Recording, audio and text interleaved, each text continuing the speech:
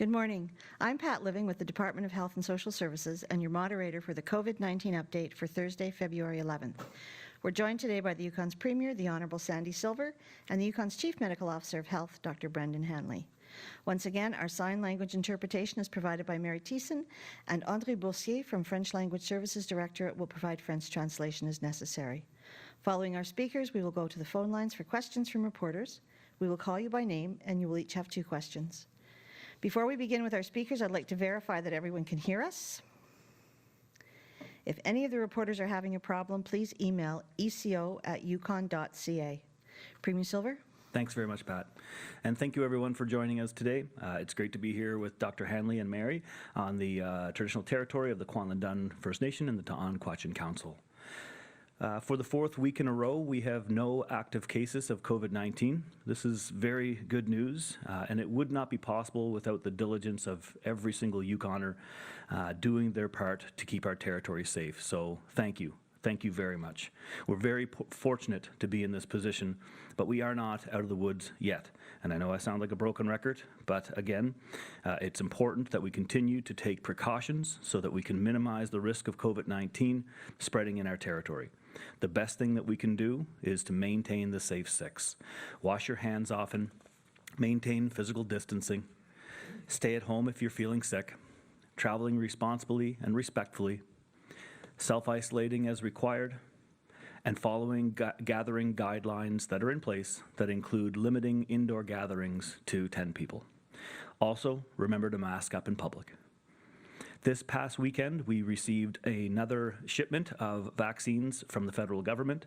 This is good news as we continue to deliver the second shots to those who received their first shots in January. This week, residents of long-term care and high-risk healthcare workers are getting their second dose.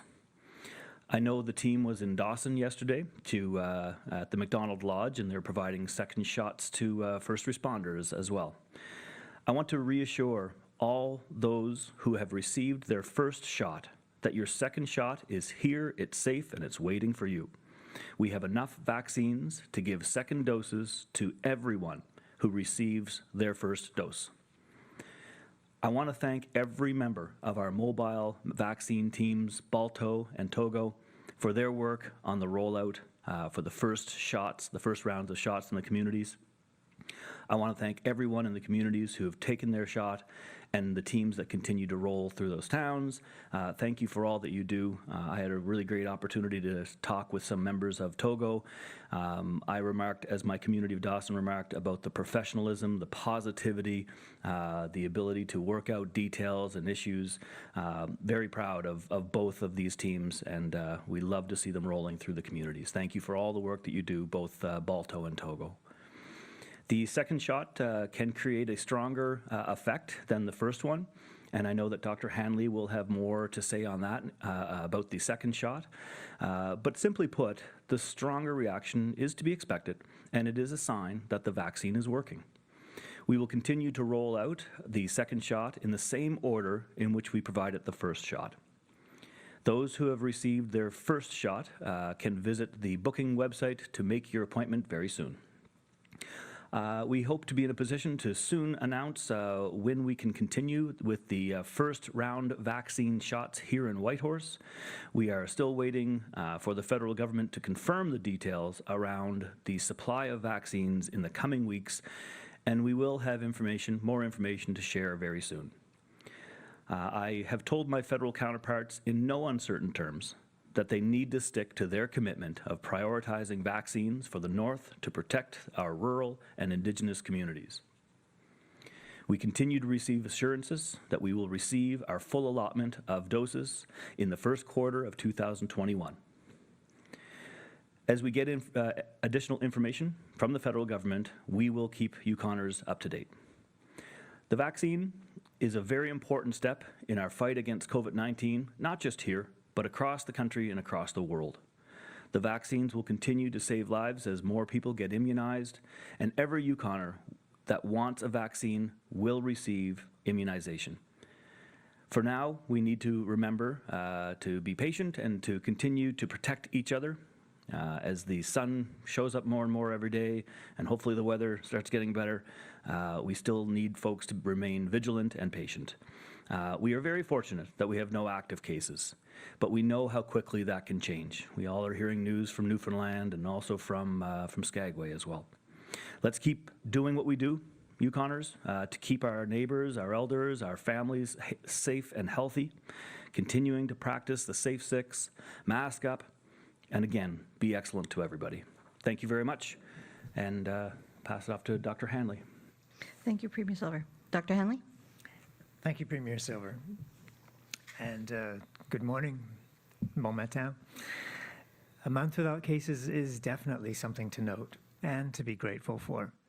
And I'm grateful to all Yukoners for contributing to keeping COVID out of our territory.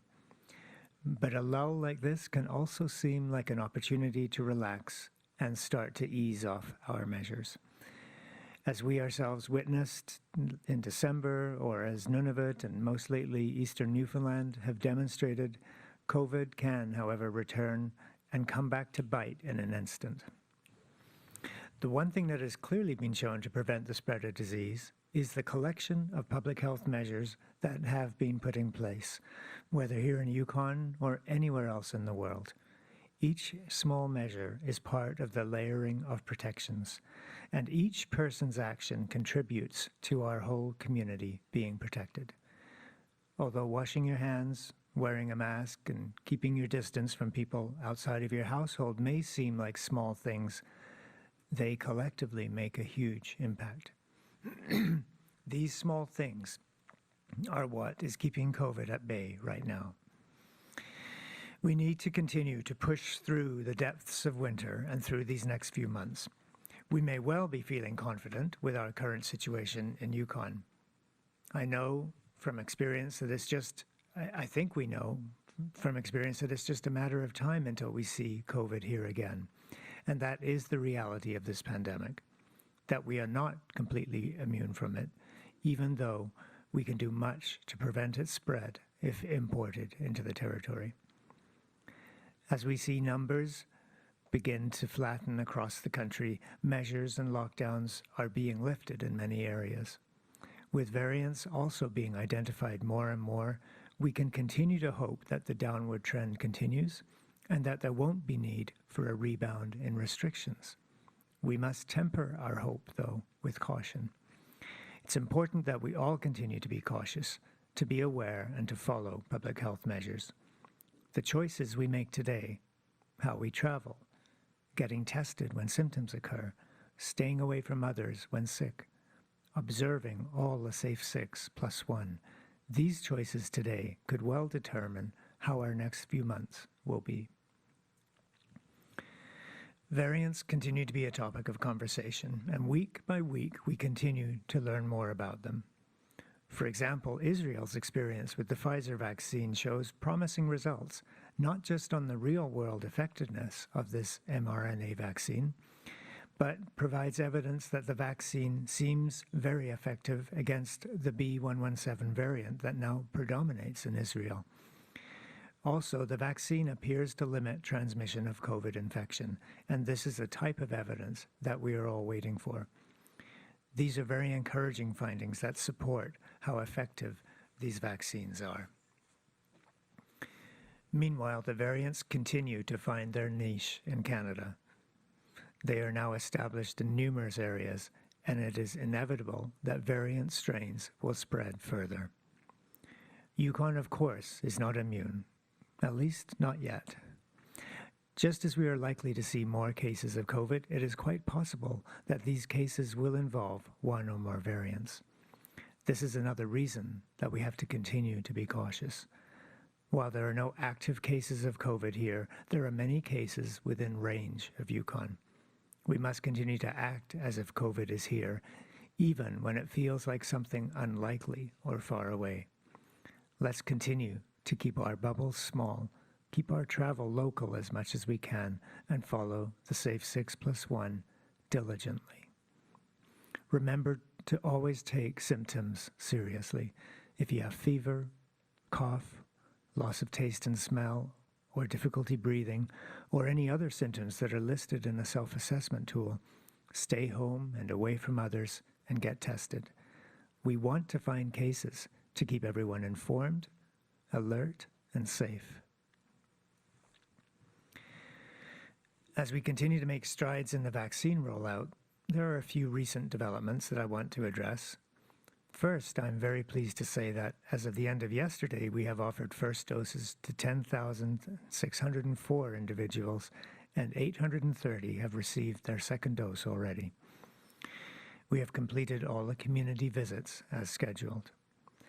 Again, I want to congratulate Team Fox, who has been undertaking all the long-term care immunizations, as well as Team Balto and Togo, who were traveling in the communities. And I must equally thank all the teams behind the scenes, whether in planning, IT, or logistics. The reception of these teams in the communities has been outstanding, and thanks to those who greeted the teams with warm welcomes and open arms. This experience has shown again how Yukoners have been incredibly supportive and close, especially in this time of crisis. It is awe-inspiring and humbling to be part of this incredible community effort and community spirit. As we continue our rollout of first and second doses, we are looking forward to the next allocation and then confirmation on the dates of the March vaccine shipments so that we can proceed with the Whitehorse public clinics. I appreciate your collective patience as we all wait for the news and as we have had to adjust schedules and be as flexible as possible. Without doubt, there will be more twists and turns along the way, but we are still on track for a very successful campaign. Meanwhile, the vaccine clinics proceed with second doses, and these are going well. I know there have been stories and rumblings about people getting side effects with second doses. I want to provide some clarity on the second dose and prepare people for what to expect when their time comes to receive that vaccination. First of all, yes, second doses are a pain in the arm. Most people will notice the second dose more than the first, especially people younger than 65 or so. This isn't necessarily a negative thing. When these common side effects are felt, it means that the immune system is responding as planned. Your body is being challenged, literally, to prepare to fight off COVID-19 if it were to attack. Experiencing symptoms following your second dose of vaccine is telling you that the vaccine is working. However, not everyone will get these symptoms, and those who may be disappointed with how good they feel can feel still confident in their body's immune response. So what should you expect second time around? Many people experience effects like soreness or even swelling at the site of the injection, a slight fever, possibly muscle aches, fatigue, a headache. These symptoms will vary from person to person. Some will experience very mild symptoms, while others may feel like they actually have COVID-19. To understand the effects, let's look briefly back at how the vaccine works. Remember that the vaccine contains messenger RNA. This RNA instructs the body cells to build a copy of the COVID-19 spike protein. This protein then elicits a powerful immune response from the body, both antibodies and cellular machinery that quickly develops to fight this protein, and thus the COVID-19 virus should it come to invade. This immune response, especially when boosted with the second dose, is what causes the collection of symptoms, whether the sore arm at the injection site or the more general symptoms such as muscle aches and fatigue. People may feel under the weather for a day or so, sometimes a little longer, but rarely more than 2 or 3 days. Think of it like this. Your first dose feels like a bit of a practice run. You may be slightly tired, maybe have a bit of a muscle ache, as if you would after working out, but you don't notice a significant difference from how you feel on a usual day. The second dose is more like a big game. You may feel a bit weak afterwards, quite tired, and your body may feel drained. Again, this is just the effect of priming the immune system. It's your body's way of telling you that is getting ready to protect you from COVID-19. Most of the time, these symptoms resolve quite quickly. They are a transient and mild reminder of what COVID infection can be like. The price we pay, you might say, to prevent the potential for severe or long-lasting COVID-19 disease. When you have received your second dose, stay home if you're feeling ill enough. In most cases, that won't be necessary, but in a few cases, it may be.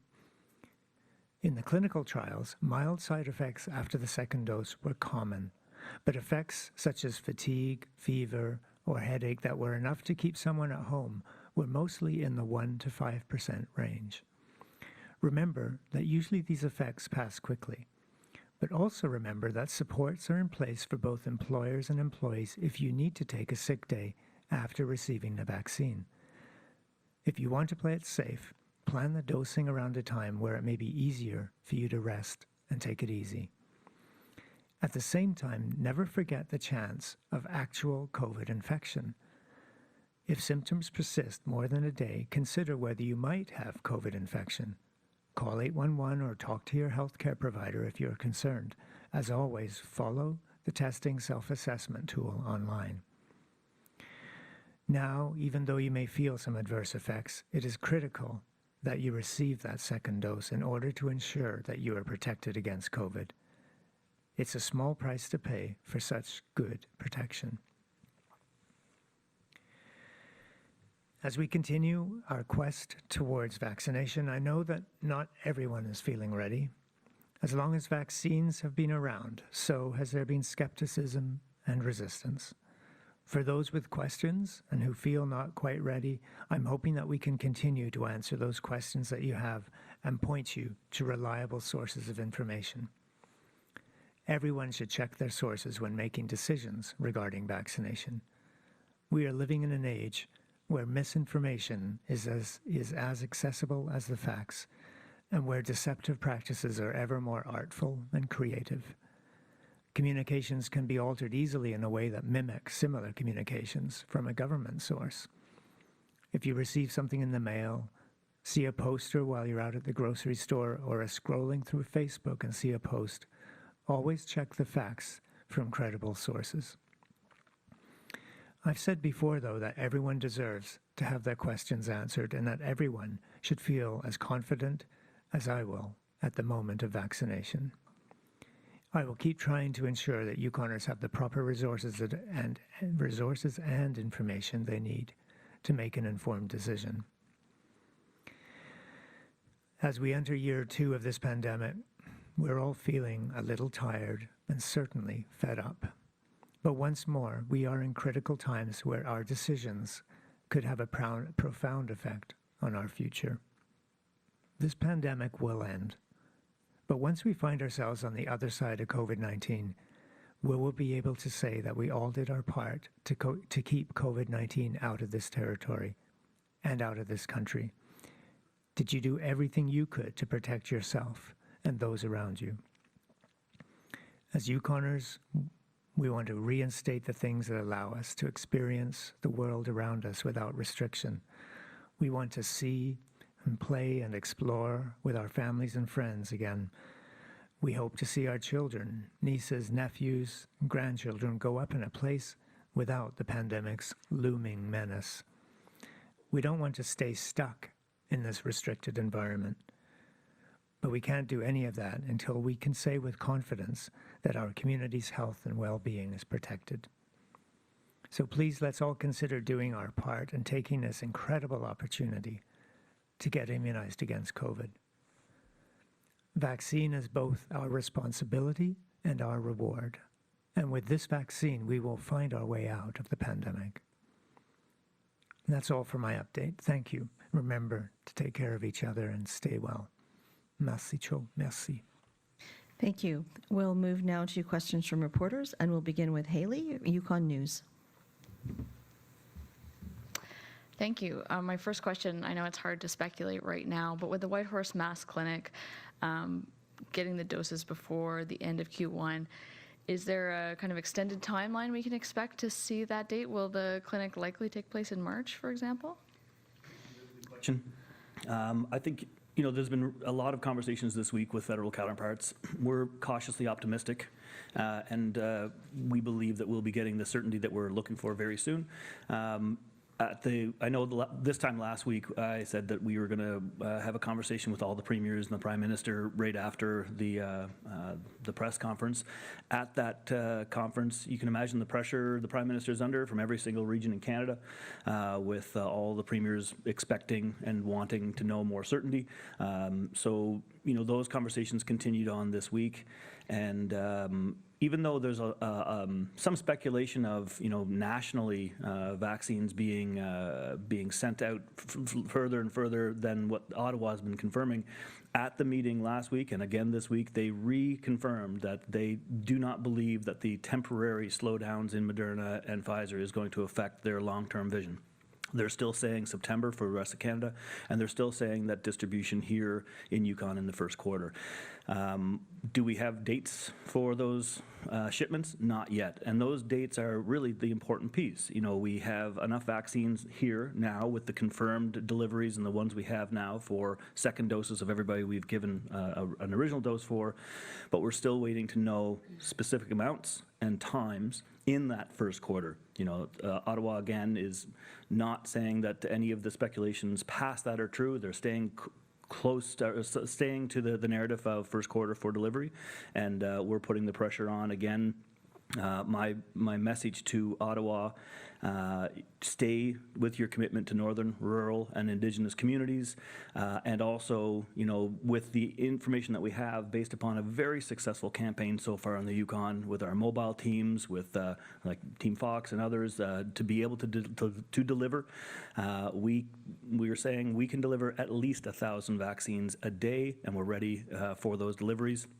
And we do expect to have an update on dates and times very soon.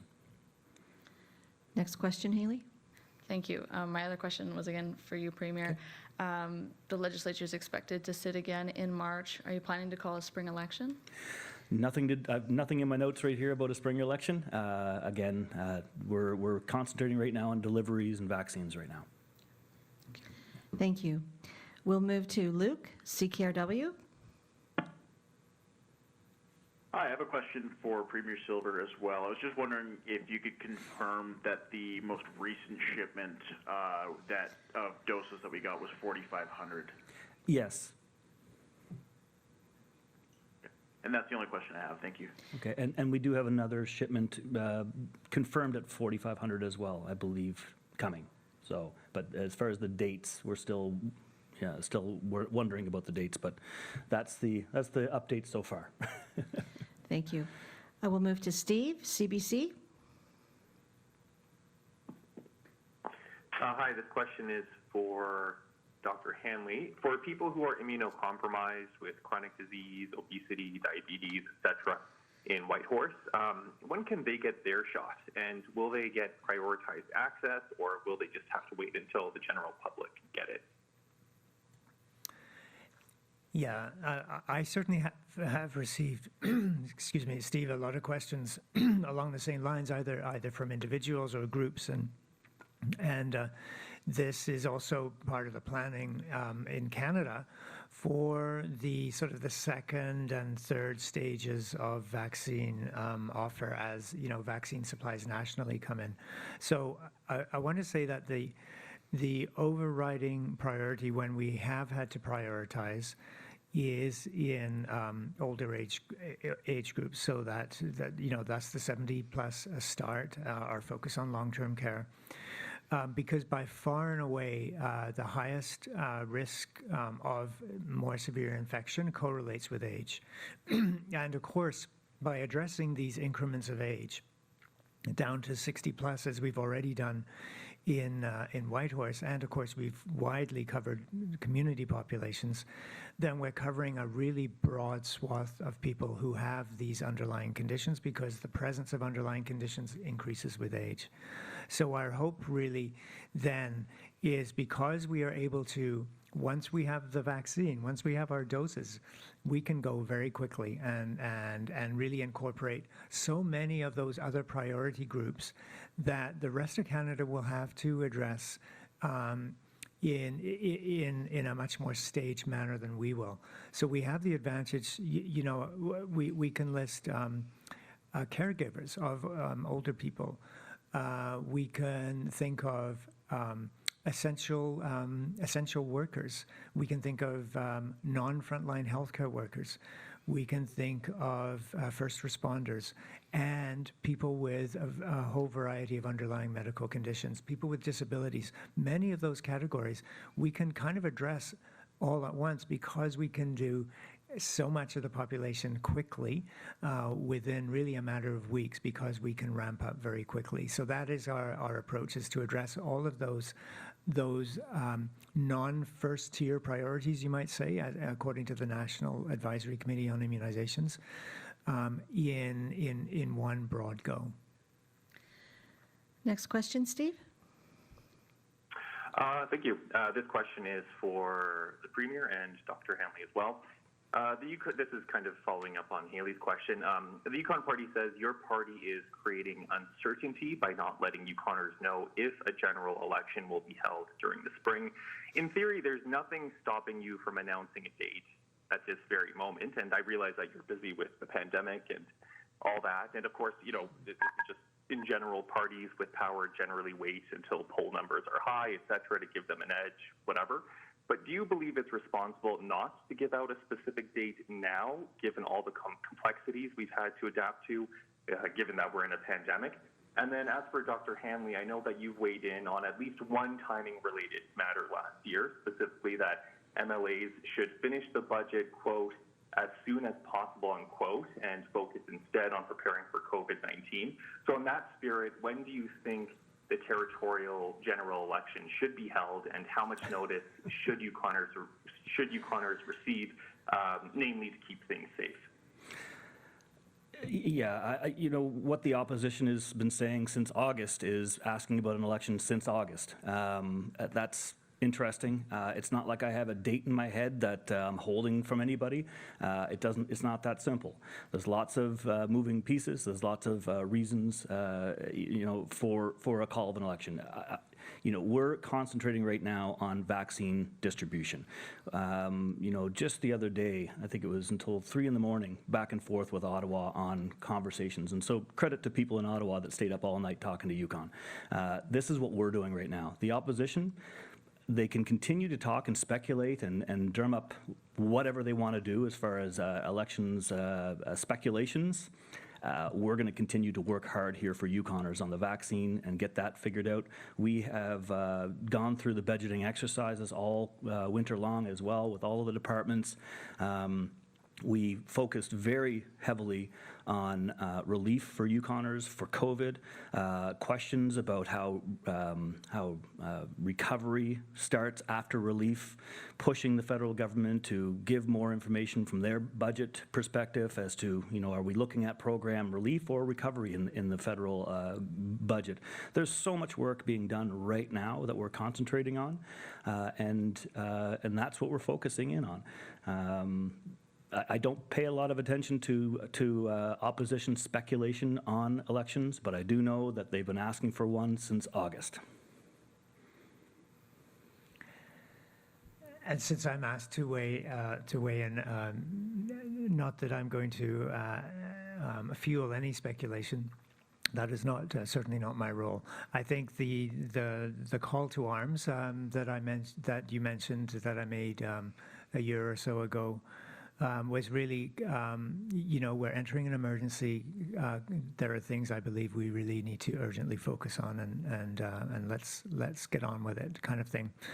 And I think now we're in a very different time, where of course there are still many urgent questions to be answered every day, but we are in a stable position. So I think there are others who have important considerations, and I will, as is appropriate, let those considerations play out. What I will say is that whatever happens, we are ready, and we have already foreseen if there were an election to be called, whether that's now or later, because we know that the clock is ticking ultimately, that we will be prepared to be able to support a safe campaign where full participation can occur right up to Election Day. Thank you. We'll move to Tim, Whitehorse Star.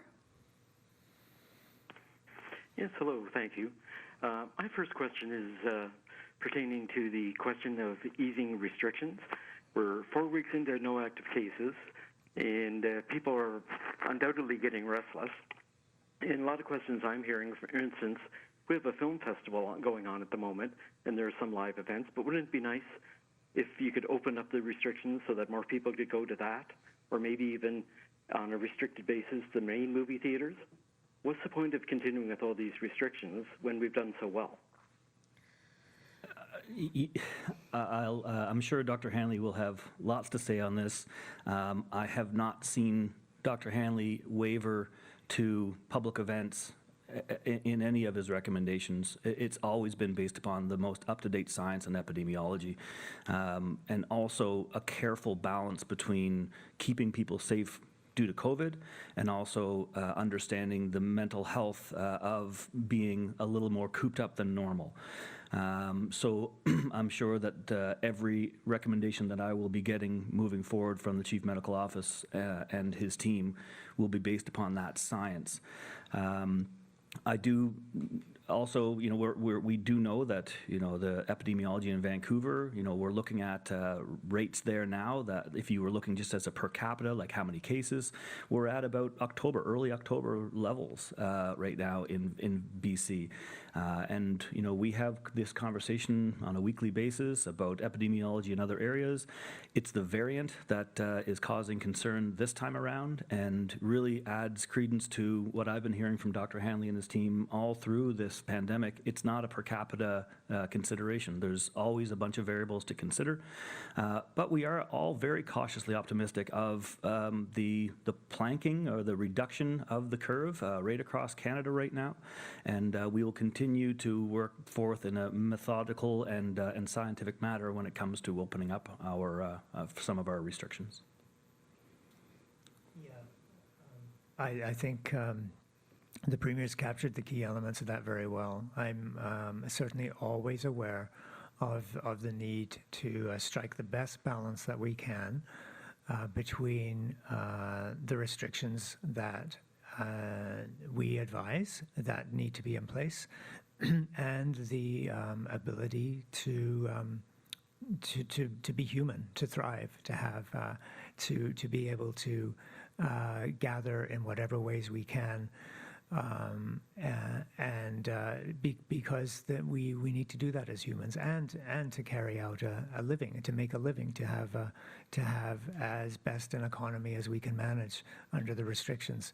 So this is very much a balance that we always need to be looking at and are looking at to see how we can reset. And I talked a bit about the key themes last week, which is what we're seeing play out in the months to come is the kind of the game, as it were, between the variants and the vaccine, and there's lots we still have to learn about that. I think we have just seen what's happened in St. John's and Mount Pearl. And that is, and even the Chief Medical Officer, Dr. Fitzgerald, who mentioned that C word of complacency as perhaps having contributed. And it's that feeling that we're doing so well, and then all of a sudden there's an introduction and there's spread, and suddenly you have widespread disease and now a rebound in restrictions. And I would much rather kind of play that game where we can be cautious and slow enough with what we do so that we can avoid those sudden turns of events, and maintain a steady course. So we are definitely looking at what we can do, depending on how how the variants play out and how the epidemiology continues. As I mentioned, we're seeing some really encouraging signs in the rest of Canada, and that will definitely influence what we might look forward to in the months ahead. So, again,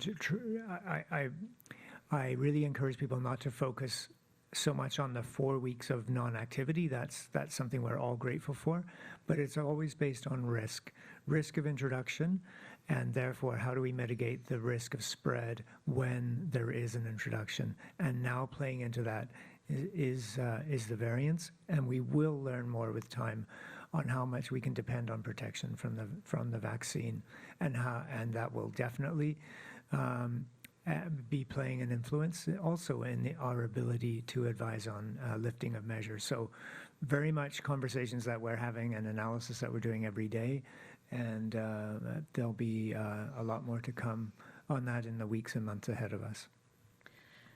Next question, Tim. Yes, I'd like to return to the subject of side effects of the second dose. We saw earlier this week that there were significant numbers of people in health and social services off the job because of these effects. It sounds like it's going to be a tough sell for people who might be characterized as vaccine hesitant. Premier Silver. I definitely want to address that. I'll start with, it's simply not true that 60% of continuing care workers were off the job last Friday.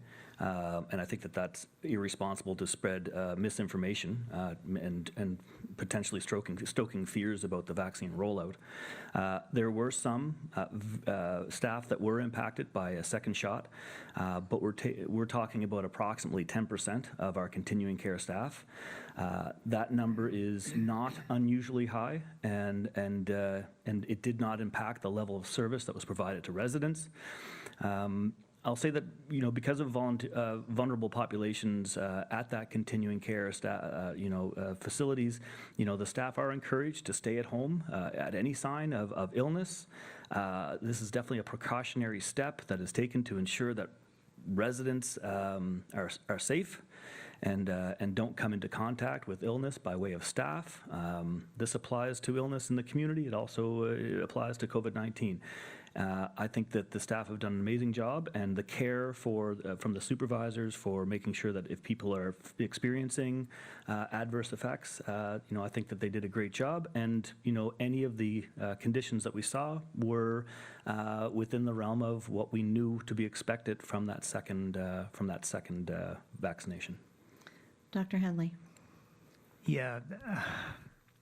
This is maybe going back again, as the Premier opened his answer with looking for credible sources of information, because there was definitely, I was also upset to see the misleading information that was distributed and the potential for how that might influence confidence in the vaccine. So yes, there are side effects, and yes, side effects are going to be worse with the second dose. But as I say, we expect, really to be significant enough to have a day potentially off work or of rest or at home is in that 5 to 10% range, and that's what bore out with long-term care in a setting where we are particularly cautious. These are healthcare workers. These are healthcare workers that are screened daily for a very good reason, because they're working in a closed setting where we have vulnerable residents. And of course, I think everyone knows the reasons for being so careful as we are with long-term care. So some of those people with symptoms related to vaccine screened in were therefore on sick leave for that day and were covered appropriately, as really happens on a daily basis. And those symptoms proved to be temporary. And there was an assessment where some of those people had symptoms that were concerning enough that testing was advised through YCDC. All of those tests were negative, as expected, but that's part of our very prudent and careful approach, because sometimes there may have been an exposure to COVID that was otherwise undetected. So we have to be careful not to assume that all effects are due to vaccine, especially if those effects are more severe or if they're longer lasting or if they involve those kind of red flag or red light symptoms that we've previously highlighted. So again, a lot of caution. I think that when we get to the public second doses, we will have kind of a ripple of effects of a very few people who might be needing to take some downtime because of side effects, but the vast majority will be able to carry on just fine. And that's what the data is telling us all around North America. Thank you. We'll move now to Claudiane, Radio-Canada. Ouais, je suis désolée, Dr. Hanley, en français. J'aimerais aussi que vous me parliez, peut-être pas dans autant de détails, mais de cette deuxième dose et de l'impact, de l'effet qu'on a vu. Si vous avez exactement les chiffres du nombre de travailleurs qui ont été affectés par ces symptômes avec la deuxième dose, en français, s'il vous plaît. So the question is for Dr. Hanley. Could you please repeat in French what are the effects of the second dose? What people can expect out of this second dose? And if you can also cover the numbers of people that have been affected by these symptoms at this point. Oui, merci pour la question. Donc, pour dire une chose, tous trois, c'est que la deuxième dose de Moderna, ça prend plus des effets secondaires que la première dose. Et c'est parce que ça augmente la réponse immunologique. Donc c'est un bon signe, c'est un signe positif, même que ça vienne avec des fois des douleurs, des douleurs, la fatigue. C'est un bon signe parce que ça signifie une réaction d'immunité qui va être donc la protection qu'on cherche contre le COVID-19 virus. Donc les deux sortes des effets secondaires sont des effets locaux et les effets plus systémiques ou plus de corps en général. Et donc pour les premiers effets, c'est effectivement ces douleurs, peut-être enflement à le site d'injection, de foie, de rougeur aussi.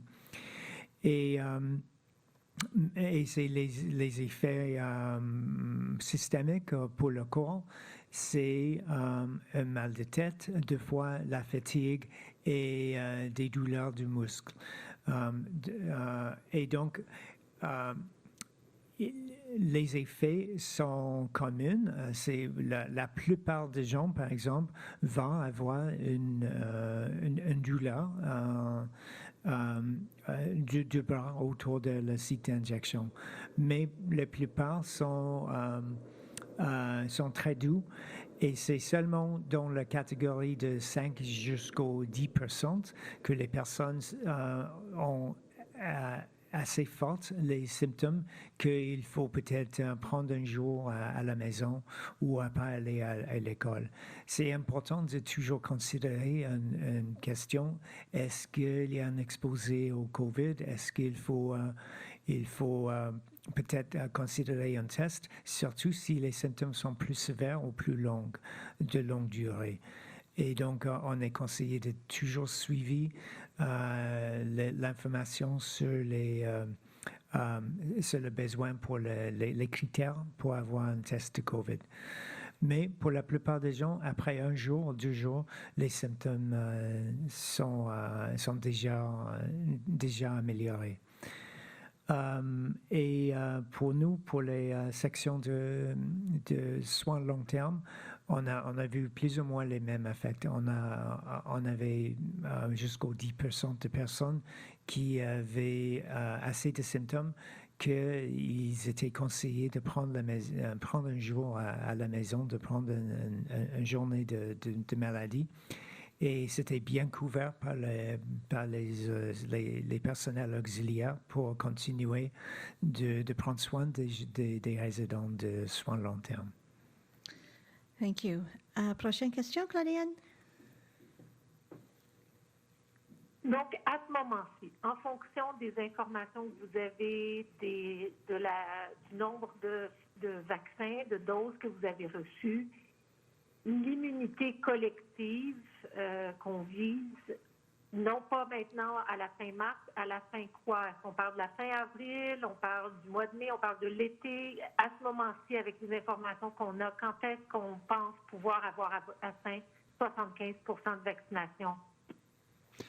So given the numbers that we have at this point, the number of vaccines that we have received, the number of people that have been vaccinated, and what we can foresee in the future coming, when can we expect to have achieved herd immunity, and when can we expect to have achieved the 75% that was targeted in the beginning of the campaign? Just anecdotally, I can start. You know, you can imagine the communities that are first in North America. You know, if you have a rural community in Yukon, which would be one of the first communities in North America to have open vaccinations for a whole population, that seemed to be daunting to some. To begin with, but what we're seeing as you know, somebody's aunt gets vaccinated in one community, or you know, an elder in Dawson speaks to the reasons why they're going forth. We've seen right across Yukon really amazing community support for herd immunity. It's why we live here. You know, we know that Yukoners are the types of people that want to do community things, that want to volunteer, that want to make sure that their communities are safe, and we're seeing that with COVID. You know, with the ability of the mobile teams to re-engage with communities, to go back, what we're hearing anecdotally is, again, people stepping up, and the numbers are, we're very happy with the numbers that we're seeing in the rural communities. We're very, very happy to see the amount of continuing care workers, critical workers, and our elders getting vaccinated. And now we're looking for certainty on our distribution of our vaccines. I would say the biggest factor right now in answering your question, Claudienne, is, you know, when are the next doses landing, and how many are they in those time frames? On our part, the team at Health and Social Services and Dr. Hanley's team have done an impeccable job of educating and communicating and getting the vaccine out and proving to Ottawa our ability to do a Herculean effort of small communities all the way through to having a community here in in Whitehorse ready to go with mass vaccinations. So the ball's in the court of the federal government, and when we get our vaccines in, we'll get them into arms as quickly and as safely as possible, and we'll be able to answer those speculative questions at that time. Dr. Hanley? Oui. Merci. Et pour peut-être prendre quelques points du Premier ministre, il y a des chiffres, peut-être les catégories de chiffres qu'on attend toujours sûrement le fournissement de vaccins. Donc ça dépend de quand éventuellement où on sait et quand l'arrivée de vaccins sont finis. Et ça pour aller, ça c'est la première peut-être tranche, c'est pour aller jusqu'au 75% de la population. La deuxième chiffre, c'est combien de gens viennent à recevoir le vaccin. Et ça, c'est comme le Premier ministre a dit, On a une très bonne réception, mais on a toujours des reprises à faire jusqu'on arrive au le but courant d'aller au 75%. Donc peut-être ça va prendre, même si on a tous les fournissements, tous les vaccins dans le territoire pour, par exemple, le mois de mars ou avril, ça peut peut-être prendre des semaines ou même des mois après ça pour éventuellement arriver partout au le même chiffre. Mais je suis optimistique qu'on peut aller jusqu'au là. Mais le troisième chiffre, c'est éventuellement, qu'est-ce que c'est la taux, qu'est-ce que c'est le but actuel. Et à ce moment, on ne sait pas le cible exact pour qu'est-ce qu'il y a la herd immunity ou qu'est-ce qu'il y a l'immunité communautaire. Est-ce que c'est 60%? Est-ce que c'est enfin 70 ou 75%? Est-ce que c'est plus haut? On ne sait pas exactement parce qu'on n'a pas l'évidence à ce moment. Donc, c'est possible qu'on va arriver avant le grand nombre de 75%, mais à ce moment, on ne sait pas exactement le cible pour arriver à l'immunité collective dans la communauté. I'll just maybe repeat a couple of the concepts in English just Yes, to be please. clear. And I'm saying that we still don't actually know what the magic number is for herd immunity based on these vaccines, and also based on the virus and the variants. So there's still a lot to determine what is that magic number. And of course, so we are going with the 75% goal because that is the allocation in these first rounds of the national allocation. It is based on the estimate of a 75% population uptake. So we will continue to work to get to that goal of 75% uptake, and I think we will get there. But it depends, of course, on supply, but it also depends eventually on that number of people agreeing to take the vaccine. So that's all the continuing work with communications and engagement and making sure people have all the information they need to make that decision. So and I'm optimistic we can get to 75%, and then maybe we'll go higher. We don't need to stop when we have eventually more supplies of vaccine into the second quarter. I would imagine we can continue to make sure that everyone who wants vaccine gets it. And if we go beyond 75%, that's even better for our collective immunity. Thank you. I'd like to thank everyone for their time this morning. The next COVID-19 update will take place on Thursday, February 18th at 9:30 a.m.